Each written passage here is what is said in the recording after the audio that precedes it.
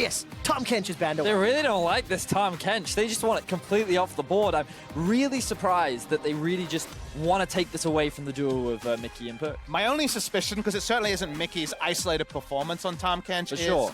Perks' reputation to be able to flex those mid laners bot lane, That's and the very fact that true. some safety can be created through that. So maybe they've just heard the murmurs, they've just put two and two together and say, let's keep it conventional. Speaking of conventionality, no Sonataric ban in this game number 3, and the Kalista taken out third by G2. So they are expecting the Jarvan priority, or they're actually leaving both open. So they're saying, all right, if you want Jarvan, we'll take Sylas. If you want Sylas, we'll take Jarvan. But obviously the next question is, what does G2 have prepared to deal with this Sylas pick? You asked the question. Nobody knows. Well, I don't have the answer. Oh, but look at this answer immediately from G2. The Galio has been let through, so now immediately G2 have drafted not only a strong early game, but they're setting up for a strong 2v2 towards the bot side of the map. And red side Jarvan does this because you can take Jarvan X and engage support, something like the Galio, and create a game state that will always persist, whatever the lane assignment. And it doesn't even say you have to team fight. So that's what Jarvan, in lieu of Sylas, has provided. We're going to get a very, very standard jungle matchup overall, but the tankiness advantage should be on G2. And SKT do what they often do, which is rather than go for the Nautilus or Morgana, they default to the Braum. The disengaged support, the one that matches up very well into many opposition. They can pair it up with the Lucian as well, so I wouldn't be surprised to see G2 take that one off the board, and it's the first ban immediately. The nameplate's on as well. Remember that a lot of Mata's struggles at this tournament were on Nautilus. Had a very unconvincing game on this pick. You're going to an ultra comfort for him. Wherever he went around the world, he would default to Braum, and comfort in this 1-1 stalemate scenario can hold a lot of water. And now we need to find out in the one-on-ones, what will these solo laners be running? G2 Esports still holding all of their cards. They've seen Sylas on the table, and Irelia is now banned. Lucian Ezreal taken off the table along with that Kalista. Teddy's going to be digging a little bit deeper down this pool. Yes. Yesterday we saw the Sivir coming out from Double Lift. I'm wondering what options SKT want to run. And I love the bans because you're banning two champions that can fight earlier, and you're saying, take the Sivir. Late game's wonderful, but it was the late game that never came in game number 2, and I don't think that SKT can afford to take inferior early game tools. And speaking of late game, the Vladimir is a bit of both. So let's just notice the difference between game 1 and game 3 now for G2. They were hesitant to lock in the Sonataric, whereas this time around, their drafts and picks are immediate. They've locked in the Galio Jarvan, they knew the Kai'Sa, immediate lock-in of the Vladimir. This is the prep that G2 came in with day 1, and as you said, Papa Smithy, looks like they're just sticking to it.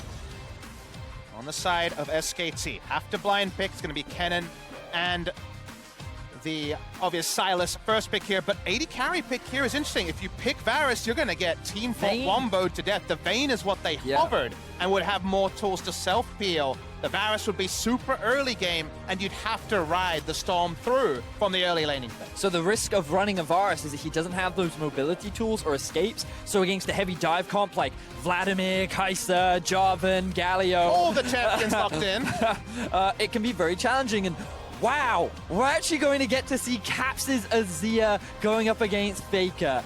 This is exciting. Oh, but I'm nervous because win lane, win game has helped define this series, and there's some scary solo laners here if G2 fall behind. But the Azir can win lane in the 1v1. It's not like there was a struggle in the 1v1 versus the LeBlanc. It was the roam potential. And now the onus on Faker, someone who at his best could still be considered someone who wants to look for individual lane advantages rather than spread leads like Caps, who is kind of cavalier and leaving at level 3. Faker might have to change his innate identity to make this work. Well, G2 Esports creative, explosive, inventive team. Caps has debuted his first ever Morgana and now his first Azir of the year, and it's against SK Telecom. Now, I'm really excited for this matchup because in the top lane, I feel like SKT should have priority early. Kennen does very well into the Vladimir.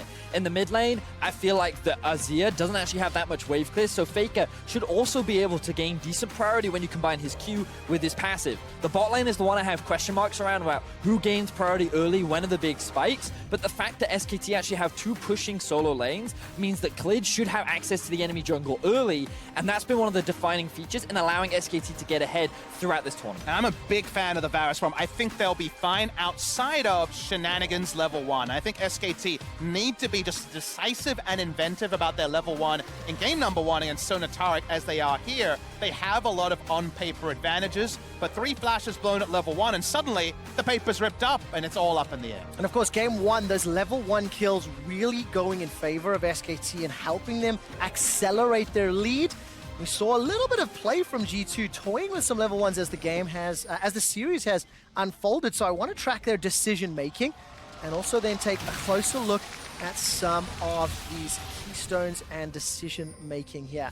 As it stands, SK Telecom leaving the base, and I'll see where G2 goes. Gotta give a quick shout out to my boy Ender back in Europe. The Hail of Blades on the Rek'Sai, it is the preferred rune choice for him because of how much extra early game power that it does give very quickly to proc that triple Q and then into the true damage bite means that you have a lot of early skirmishing power. And I want you to draw your attention to Caps, who has gone teleport to try to follow any potential roam timings from Faker. That means it's in lieu of a summoner spell, usually a defensive one like a barrier or a cleanse. He doesn't have that, and Clid would love to combo into the mid lane if possible. Now, you talked about level 1s, Papa Smithy. What we're seeing from SKT is gaining early vision towards the bot side of the map. They want to get information on where the Jarvan is starting and what this Rek'Sai can do with the priority that he should gain early. But given that there is no vision on the top side, right now, SKT have no information as to where Jankos is. Well, you just mentioned Clid, Vedius, and I want to take a look at some of his stats from the group stage. This does not include the 2 previous games.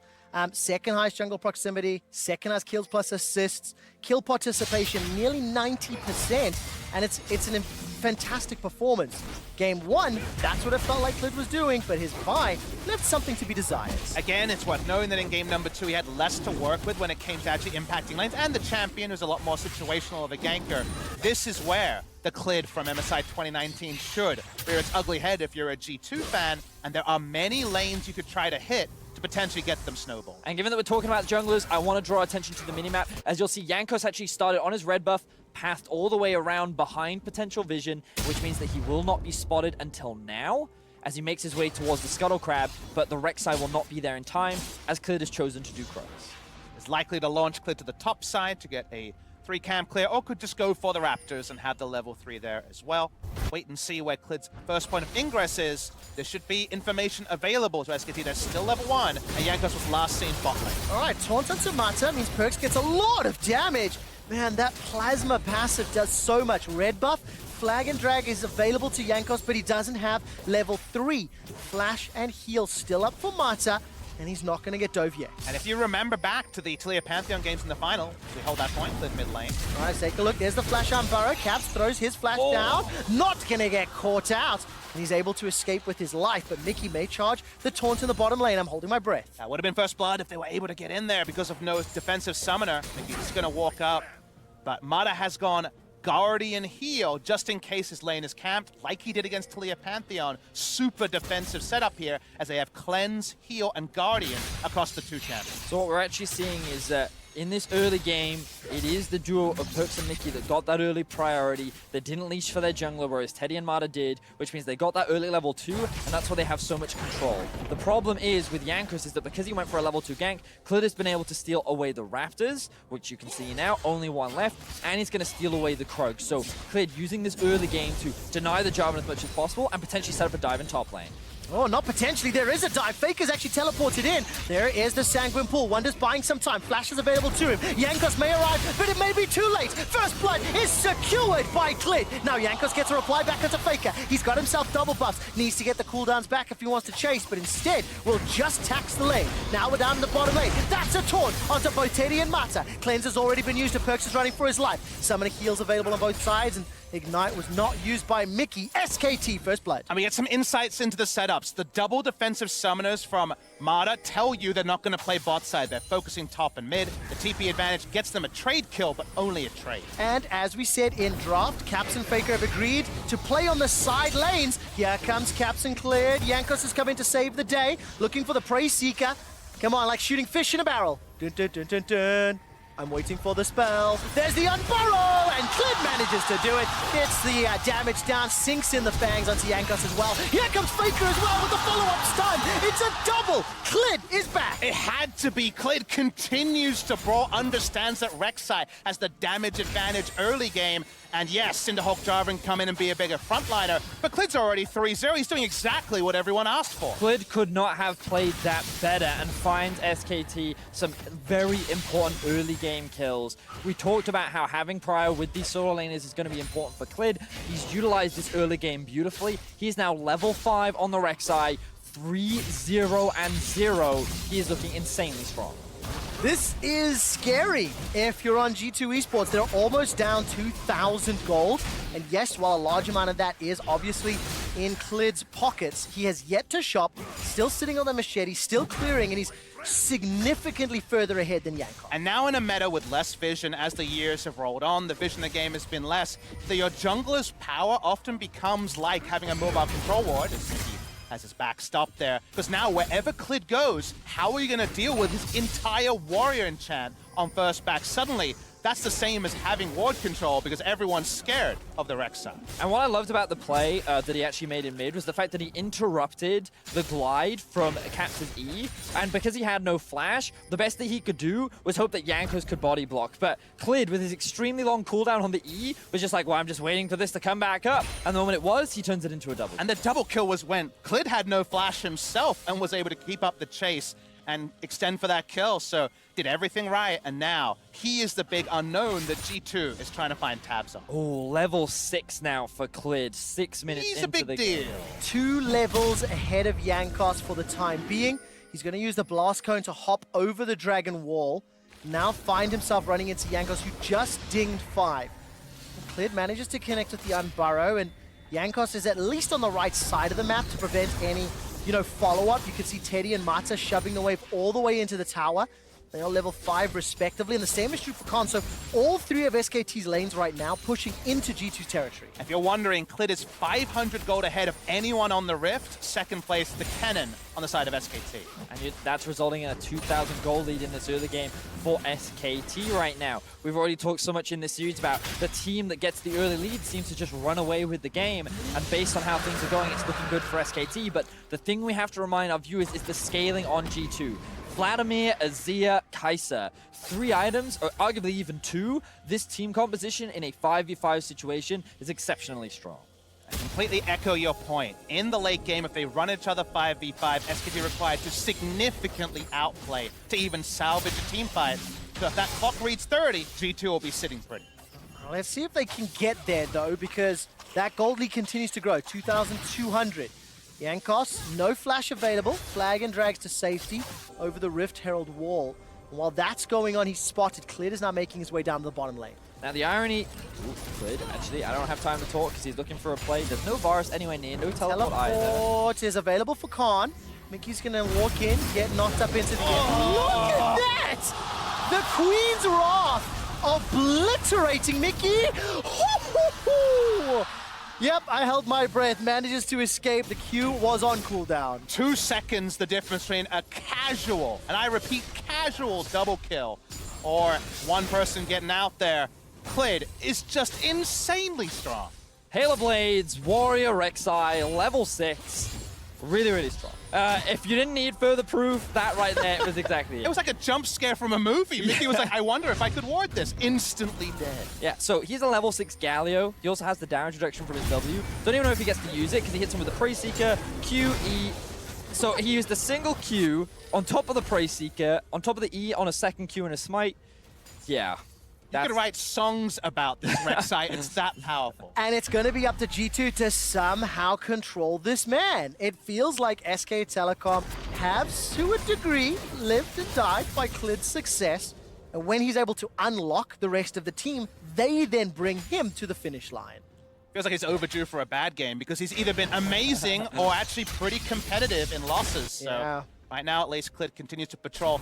Double Infernal spawns for the early spiking team. Does sit well for SKT. And notice how initially Perks and Mickey had some priority in this lane, but now they're like, we can't go anywhere because we know we lose every 3 versus 3. But you got to keep an eye on that ward that's sitting right behind the lane right now. There is the potential for a flank from the side of G2. All right, teleport is just about available for Wonder. The engage is coming in. That's already one, thanks to Chains of Corruption. Mickey's able to escape for a few seconds longer. Gets unburrowed and knocked up. Now Faker's down to 200 hit points. Wonder's teleport still not available. Here comes Caps. He's caught by Clint. Void Rush has already been used. The Emperor's Divide goes out, and that's a dead Cap. You can't get away from it. The Cataclysm comes down, at least a reply back, and crucially, it's a shut-down gold secured. Now Wonder not going to be able to TP. He is running for his life. Already used the flash and the W, and Khan is able to win the fight. Now they re-engage, this time from Faker under the tower. Perks is trying to get the damage out as Yanko stays alive. The tower helping out. Faker goes down. Here comes Khan. No slicing Maelstrom. The target for now is Mata. The turn, the burn. Mickey comes in with the interrupt, and Perks gets himself a kill.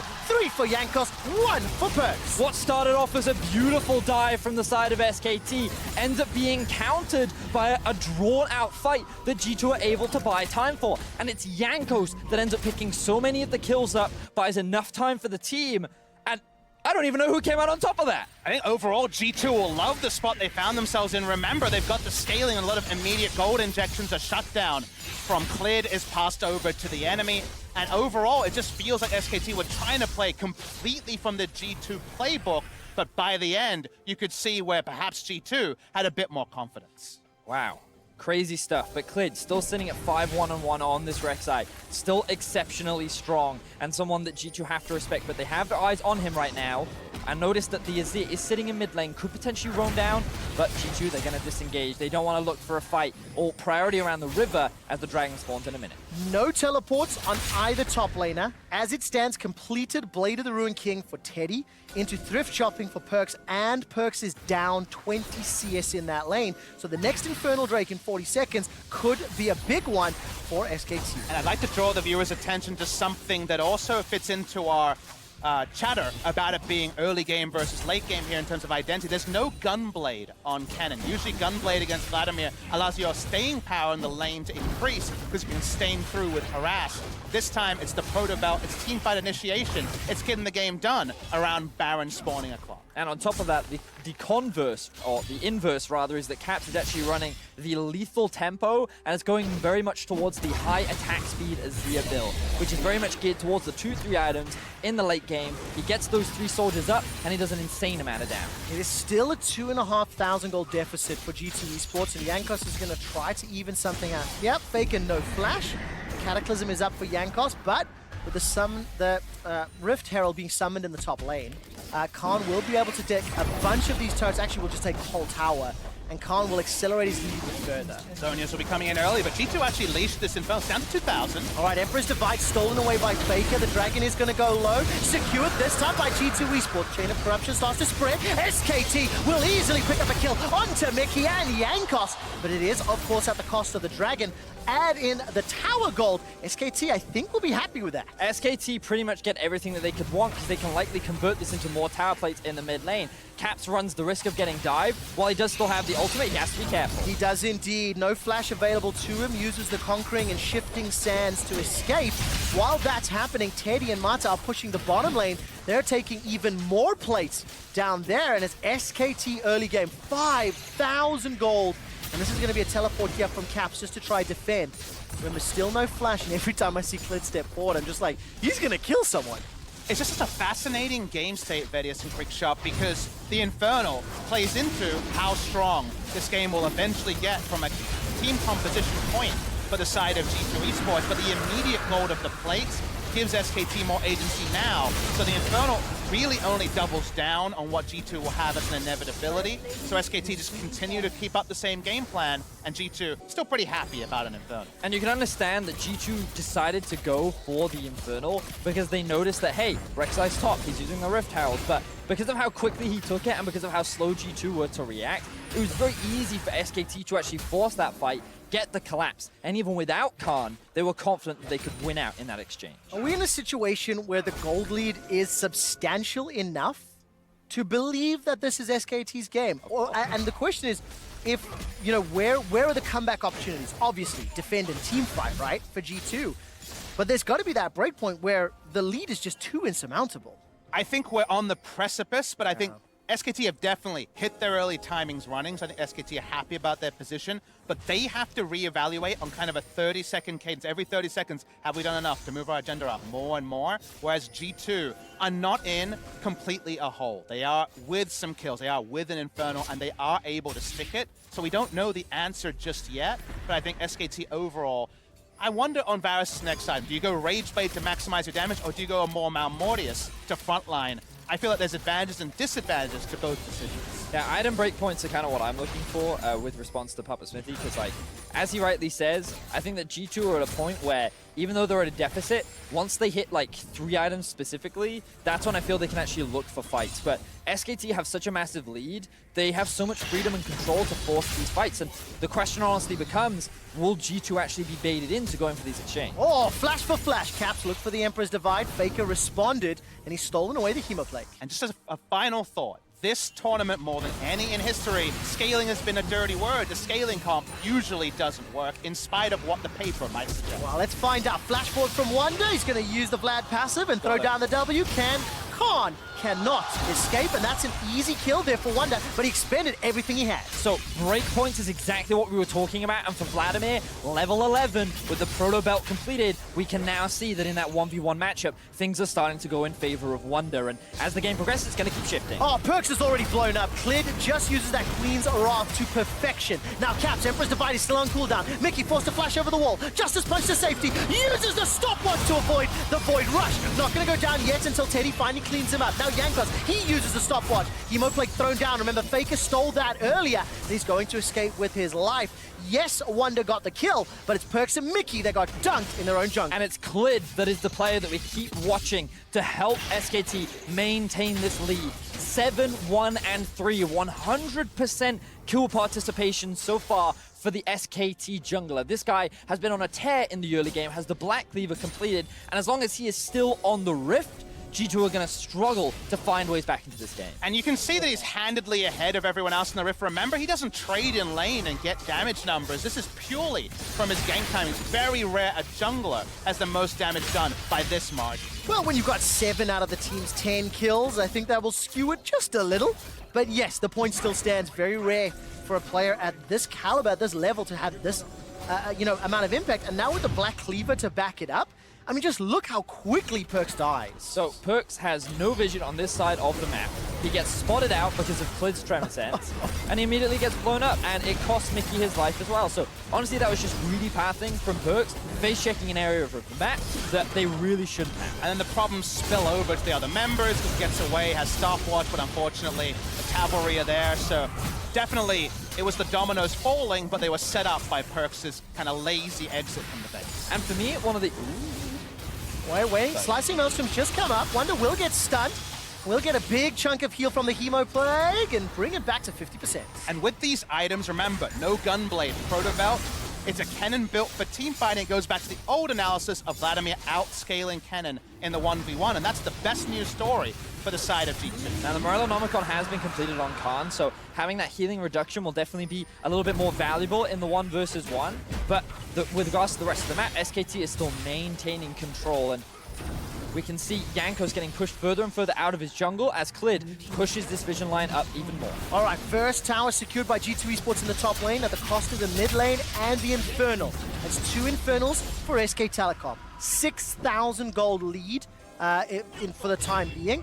And we're still waiting to see how and where G2 Esports can start to claw this game back. Obviously, scaling and time is what they need. They're going to be very careful on how many objectives they concede. So what I find particularly funny is the fact that Wonder he had 2 levels, he now only has 1, but he's pretty far ahead in terms of experience. He's ahead in farm, yet he's still down in gold, thanks to all of the turret plates that Khan picked up early on into the game. And this is something you were talking about, Papa Smithy, where even though G2 have this scaling aspect, the amount of overall gold they lost from all the plates that were handed over is kind of cresting this period in time where G2 is slowly getting stronger, but it maintains SKT's lead. Obviously, if you don't have the context of what year this game is played in, as Wonder backs off, it feels like the scaling comp is going to get there eventually, right? It just feels inevitable if you've been around for 5 years of watching League. But games end very decisively and quickly.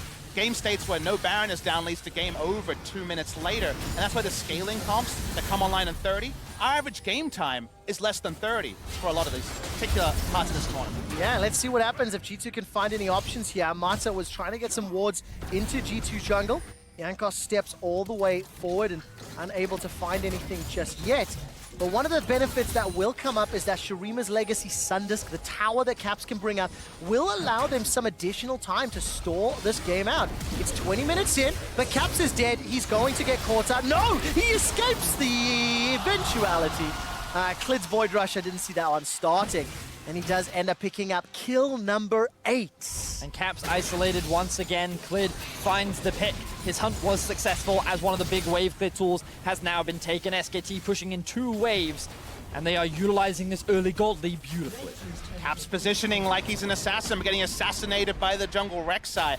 And it just has that flow-on effect. Curse can keep pushing, but in 2 lanes, more difficult objectives than were already taking it down. These are very long lanes in mid and bot, and you have to feel like Baron, just recently spawned, is on the agenda. Caps giveth and Caps taketh, as we've seen throughout this game, and just getting collapsed on.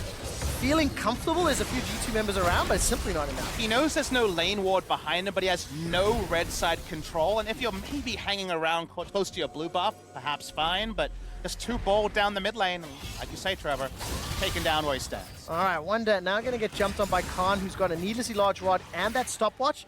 Look at all the control wards, 9 members of the game sitting on them.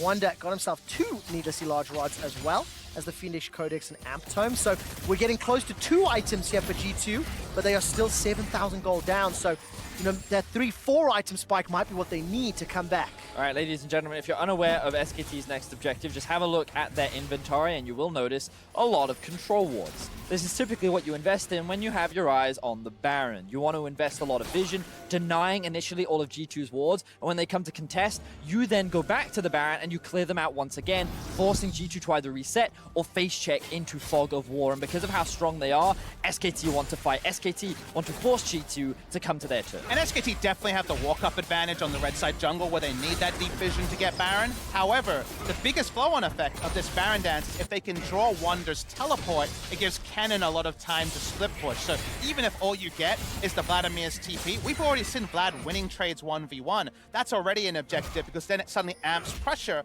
on the bot lane inhibitor. As that's a pretty sweet hat that Wonder has in his inventory. Rabadon's Death Cap picked up to back up the Proto Belt.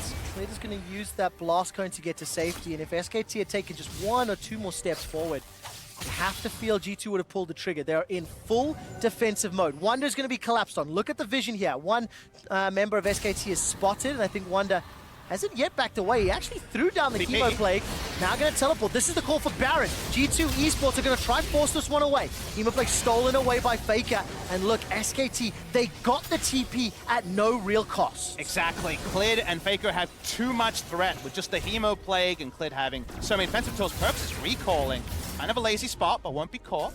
And this is crucial for SKT because they didn't even have to do much to get the teleport out from Wonder. He was like, well, if I die here, then SKT is going to force the Baron. Whereas if I don't TP here and threaten the Baron myself, then this is like the best case scenario where maybe I can get Khan's TP or maybe we can get a 4v5. But in the end, you now have Cap sitting on a side lane. He's going to have to rely on him TPing into a fight. And with an Azir, you never really want him to be the one that's flanking on the enemy team. Exactly. You want to get your soldiers up. You want to have a locus of control and bring people to you, and setting up around Baron, perfect spot for that. TPing late, much more awkward for the Azir. Well, 2 item spikes, by the way. Morellonomicon for Caps, Rageblade finally for Perks.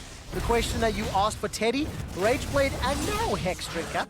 Protobelt, Luden's Echo for Faker, so they're using their 7,500 gold lead to their advantage. They've just picked up their 3rd dragon of the game. It was a Cloud. It's going to help them positioning around this Baron. The next one's Cloud as well.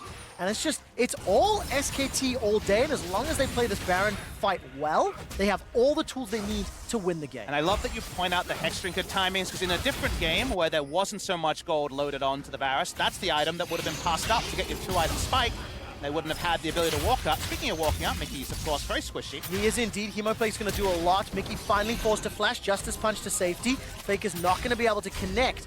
And while Mickey escapes with his life, it was at the cost of his flash. And this is an awkward spot. Look at G2's inventories. Only control wards on their bot lane, and they need to start contesting the vision here. A lot of people need a back timing to get that vision up, and actually Wander is full up on items. So contesting this red side jungle, and thus the highway to Baron, is hard for G2. SKT playing this map beautifully right now. Notice how they've got priority in the bot side of the map, forcing the Azir to come clear it. They cleared out mid, moved in towards the top side, and now they've just secured a very easy top lane tower. Very playbook, very standard, good control setup to result in G2 not having any answer. And let's see what SKT do now. Waiting in the bush, G2 are somewhat split. This is the collapse that maybe SKT need. Faker stepping all the way forward, the rest of the squad not with him, but G2 unawares. They've got no vision, remember. They didn't know that they could have potentially collapsed. Now, SKT back away, and if you keep looking at the minimap, a lot of vision set up for the LCK representatives. Split decision-making coming out from Caps right now. He keeps moving up and down the river, not entirely sure what he should be doing. Either push the bot tower, maybe secure another objective to get a bit of gold into the back pockets of G2, or grouping up with his team to defend against the Baron. This indecision is causing a kind of stalemate between G2, where they don't really know what their next step should be. All right, Faker's going to try dash away. He's actually got the Kai'Sa ultimate, which once again could help finishing things off. Instead, Wander just throws down the W, escapes with his life, and now Mickey, remember, flashless. Oh, so close, dancing with death. Jankos is now going to be the next target. SKT are just fishing. They've got their fishing rods out, they're looking for targets, and they finally found themselves a G2 Esports member. Faker takes down Jankos. It felt inevitable with the amount of control they had. And that inevitability is not a Jankos mistake, but someone has to be there to check the Baron. He has the flag to throw over the wall. They had no time to back him by control wards. Someone's got to face check, and here comes Clint. Oh man, there we go. Mickey cannot flash away from this one. Caps has thrown up at least one soldier. If SKT stick in the choke point, maybe. Here comes Caps, goes for the slide and the glide, holding on to his ultimate. Faker takes a couple of autos to the face, but Perks loses his flash in the process, and SKT back away. Mata actually gets both carry flashes for his own flash glacial fissure, so that's definitely Bazinga value for him. The Baron start still hasn't happened. They're still worried about the Wombo that can take them out from the Baron debuff if they actually try to force the objective. So even with a 2-level lead in Smite, and with how damn strong Clit is, it's still about the picks in transition and not about rushing down the Baron. Insanely respectful play from SK Telecom, and it suits their style. Methodical, to the playbook, textbook. They've just gone back, spent the gold that they've accrued, more of Malmortius, now completed for Teddy.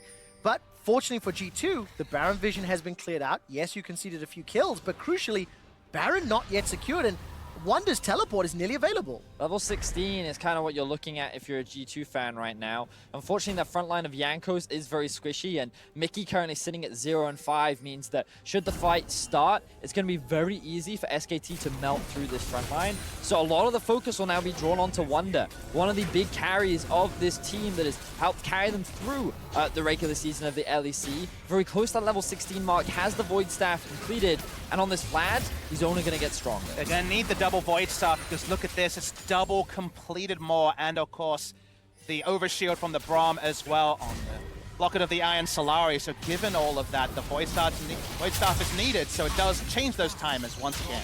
All right, once again, SK Telecom setting up vision, making as much darkness as possible so that G2 Esports have to commit themselves in the most unsafe ways. The Observer's really helping to highlight the problems that G2 are facing as now the Baron has been started, but look at SKT's commitment. They've only got a few members. Yeah, they've started that one off with Clid. He's not that strong in terms of tanking the Baron, but they put Jankos out. All right, the Flag and Drag, I think, got interrupted. There's the Slicing Maelstrom on the back line. Khan's already killed Caps. That's one of the biggest DPS members. Wonder tries to step forward, gets a transfusion, and backs away.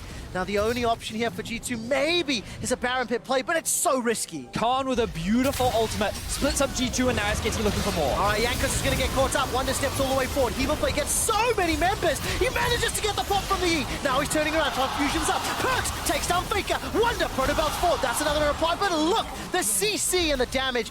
Again, G2 Esports, they lose the fight, but they've stopped the Baron for now. But with Teddy being at full health, they may be able to just make their way back towards it. Khan can just tank up. Got him! Perks gets taken out by Sniper Teddy, and now SKT make their way towards the Baron. And that means the guaranteed Baron here, you'd have to think. Now, Caps has TP. Wonder in 30 seconds. Do they go for a last-second contest? 12,000 gold advantage for SKT. Baron is going low. Caps has teleport and ultimate available, but there's no real target for him to get there in time.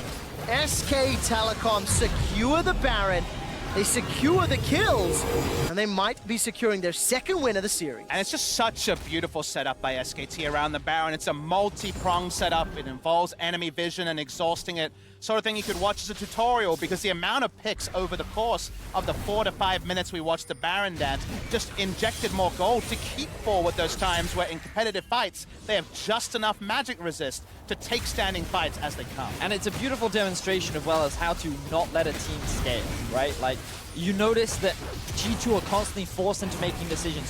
They're constantly forced into situations where they have to come to SKT, and that's when SKT can utilize the gold lead that they've built up. And now it's even bigger. 12,500 is the advantage that SKT have over G2. And yes, you can look at scaling, you can talk about, oh, they still have the late game, but the item advantages that SKT have should compensate for that difference. Honestly, when I'm on the LCK broadcast, I say the S word, the dirty word, is scaling, because scaling just hasn't had a reliable place in the 2019 meta, and SKT know more than most how much that can be punished. Yeah, that's exactly what SKT are doing.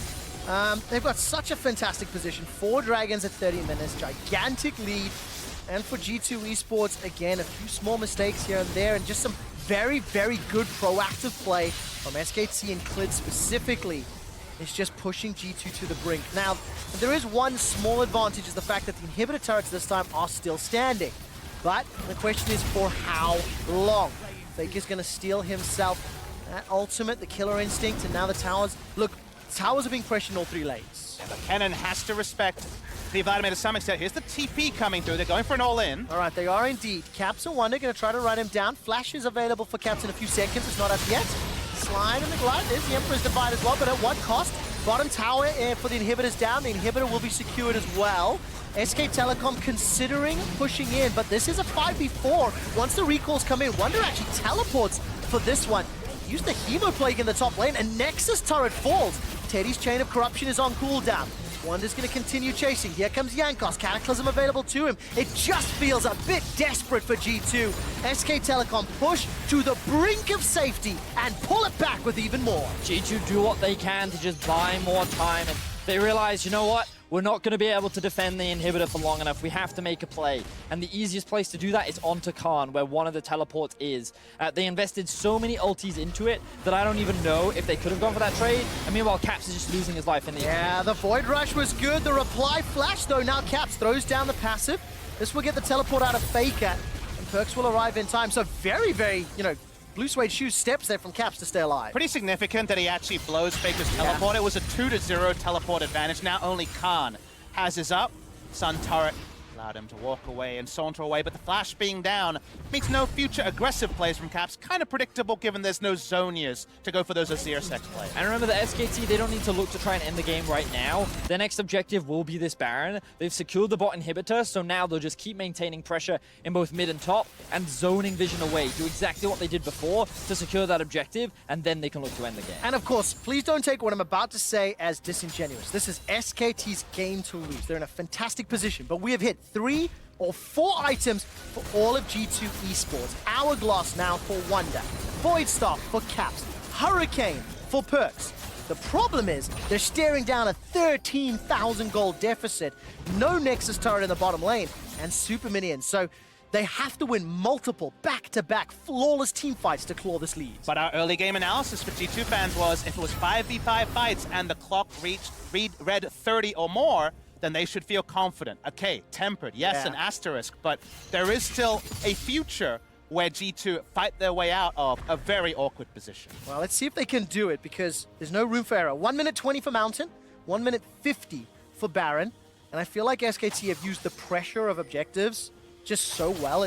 As you mentioned, Papa Smithy, it's like clinical or textbook play, and you see the vision already set up in the top half of the map. Khan ushering in the supers in the bottom lane. He's got TP available to him.